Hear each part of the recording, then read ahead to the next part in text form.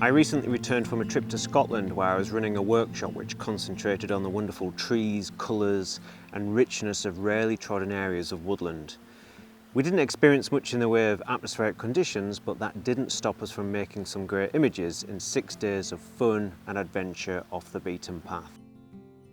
It would be nice to talk about each day photography, and I may just do that in a future episode, but today I just want to concentrate on day one of the workshop, which was very sunny and very windy, which isn't typically thought of as conducive to productive woodland photography, but we rose to the challenge and made some beautiful images which fully embraced the weather to great effect.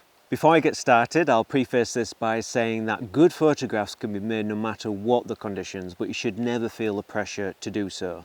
There's a multitude of options for when the conditions are less than favourable, and the following is just one idea that I enjoy. And importantly, it also satisfies my personal preference for capturing scenes rather than particular details that say something about the observed experience.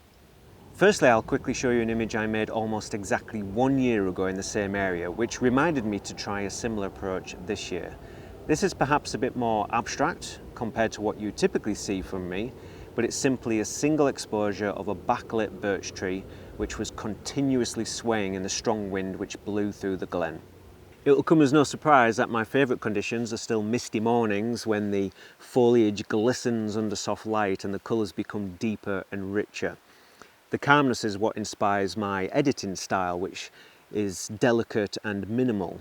However, when the sun shines brightly and the wind rushes through the trees, then everything becomes a bit more chaotic, unpredictable and energetic. When the harsh light scatters, then the broader scenes can look a bit confusing, so it might make more sense to lurk in the shadows or target balanced pockets of light as I've done here. The darkness at the bottom is a shaded gorge which provides a consistent foundation. The tree's canopy offers a dense green frame at the top while the strongest light concentrates on the sparser foliage in the centre. Trying to freeze the motion didn't really appeal, so I fully embraced the movement while maintaining some detail by adding a 3-stop filter. Composition is still crucial, of course, and the intent was to capture the feeling of unstoppable energy.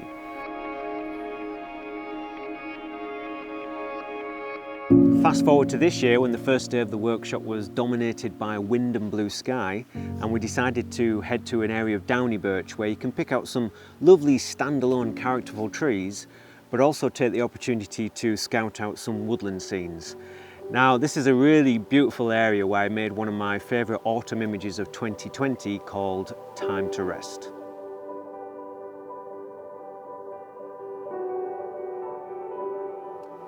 The character of the birch is varied, but finding a compelling composition that works well with the understory of juniper, heather and grasses requires a lot of small steps and continuous observation, but I eventually settled on this arrangement.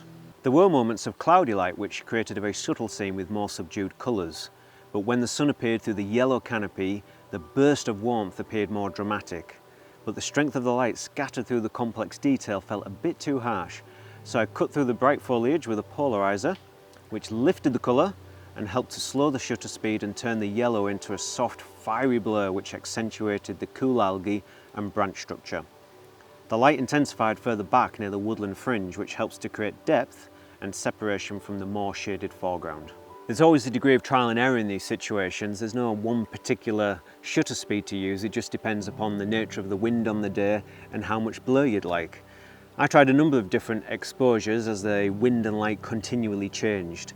Each one has subtle differences, but it's this version that appeals to me the most, that captures something about the unavoidable movement and the intense light that dominated the day.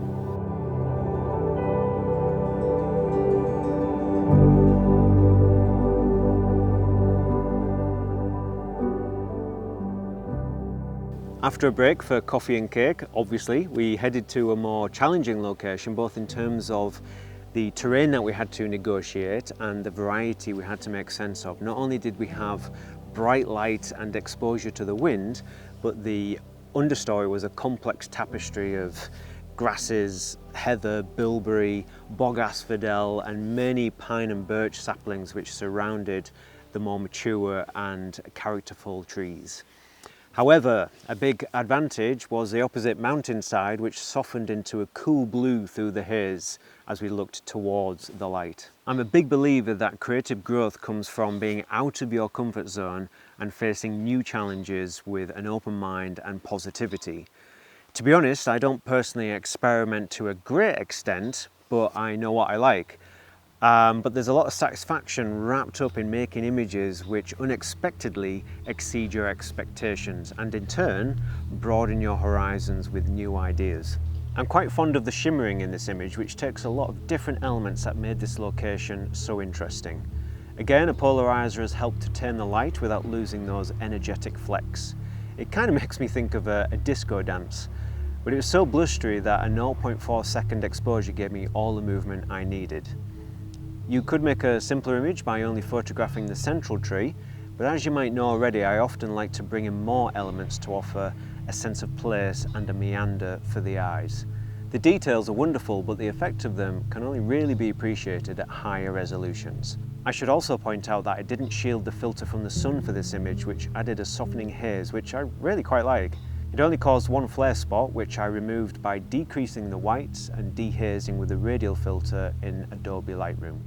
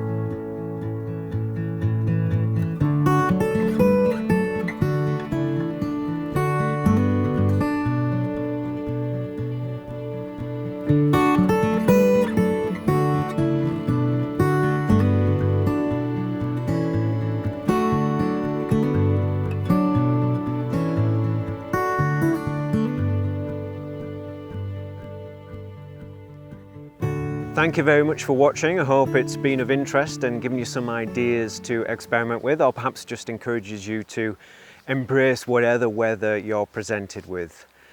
Now, just a quick reminder that on my website I have a gear list, so all the different bits and pieces that I use, but included on that are some affiliate links for websites such as B&H in the US or Wex in the UK. So if you're considering making any purchases for Christmas presents or perhaps treating yourself to the new Sony a7R V camera, then please consider using those affiliate links because it's a really good way to help support this channel. But thank you very much for watching, and I'll probably actually see you next week because I've got another video waiting in the wings. So yeah, thanks very much again, and I shall see you soon.